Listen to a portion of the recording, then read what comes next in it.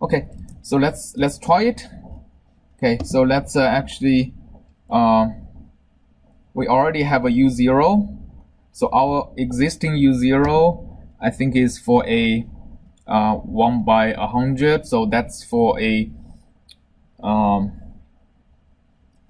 that's just the scalar. We want to make it array containing 2 variables, right? So so let's see. So my U0 is going to be equal to U0. Okay, first of all, my h has to be positive, otherwise the taken square root wouldn't work. So let's actually add a value of 2 just to make everything positive. And the second variable, let's just make it zeros, 100 by 1.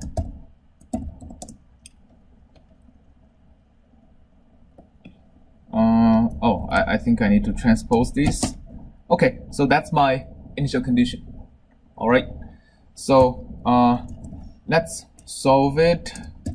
Shallow water over 0 to, let's solve it for a little bit just to see how things evolve.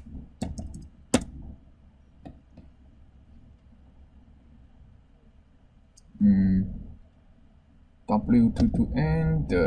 When I apply the limiter, I forgot to have these. Any other places where I didn't deal with the dimensionality correctly? Okay, let's try it again. Still line 15. Yep. Right state of the interface.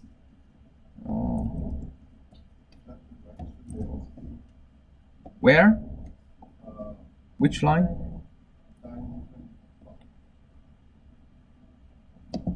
Yes, thank you.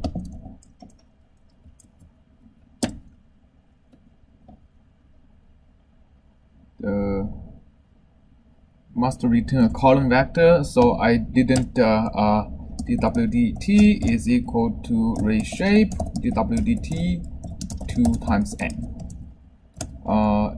2 times n by 1, right? Okay, that's a column vector. Okay, so we have a solution. So let's see. U is, we have advanced 61 time steps. So let's actually plot the solution U, and let's first plot the first 100 values of the solution. Well, so what we see is that so initially we have a sinusoidal wave, right? So actually, let's we have a sinusoidal wave, and the left seems to be moving towards the right, and the right seems to be moving towards the left. So let's actually code up a loop to see what's going on. Let's loop for 1,000 times, and we'll solve it for a little bit. Okay, let's plot what we had before, and we pause a little bit, and we set my U0 to be the value of U at the end. Okay, so we are gonna see an animation of things. Doesn't seem to be working very well. Okay, so let's see. Let's actually make it slowly to see what's going on. So that's our original initial condition. So let's actually pause for a little bit longer. Do this, and pause for a little bit longer, and set the final. Pardon? Yes.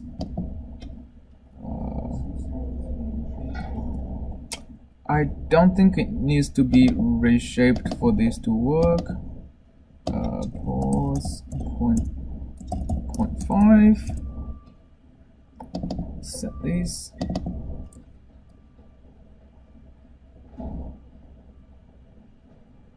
Oscillation starts to develop. So okay, so we can see that initially it's doing the right thing, right? So we kind of see it's like a column of water, except for oscillation starts to form, and something when we are adding numerical dissipation, it's not doing things correctly.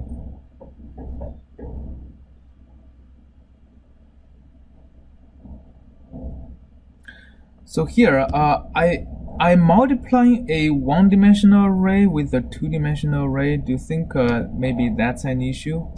Should I wrap mat, kind of repeat the matrix by 1 and 2 before I do the multiplication?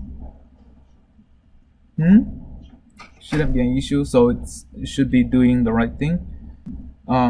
Okay, so one thing we can try to see is that if we add a bit more numerical dissipation, let's say not divided by 2, is it worse or better? Because one thing we may have is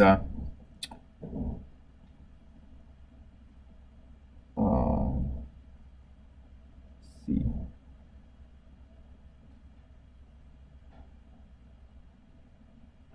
Okay, so let's see. One thing we can do is first let's make it first order to see how it does. So instead of doing the let's just comment out the limiter and just disable the extrapolation. So left and right are basically the same as the cell itself, and let's see if this makes any difference.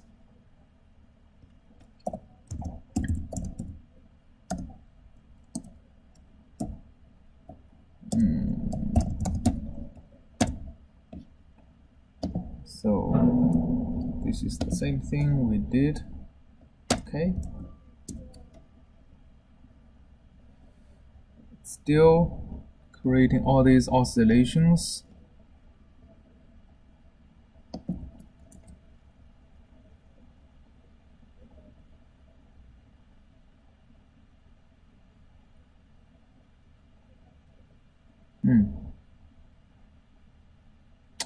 Let's actually take a careful look at where the start of the oscillation is. So have the initial condition, and we'll run it slowly, pausing for longer.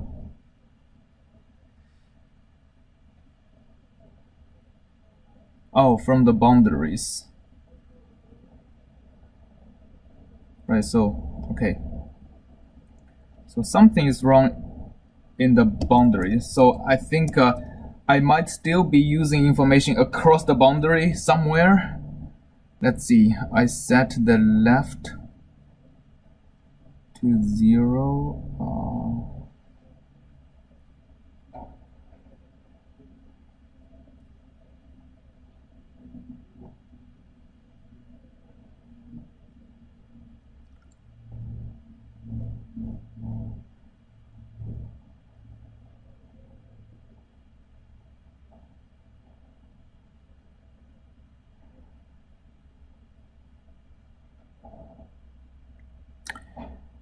Yeah, these derivatives are already 0, so I'm not doing any extrapolation. I mean, I'm not using the derivative information, so these are irrelevant now.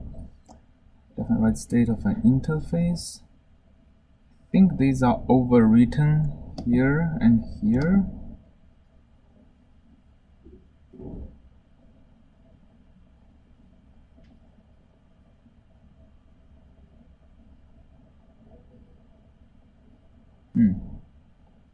So let's actually, if we don't do this, if we actually make it periodic, would it work? Yes.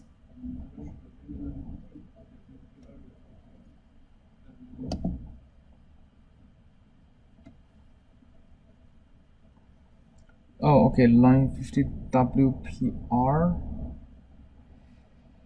Yes. So this would make which one not valid? This would make the very last value of WPR not valid, and the last value of WPR is going to be used in the last value of WPR is going to be used in constructing the last value of the flux, which is which I think I overwrote over here. So let's first try it without any boundaries to see if it is indeed the problem of the boundary condition implementation. So if we do that and look at the solution that's periodic, well, it's not. So we still have oscillations developing. I think let's see.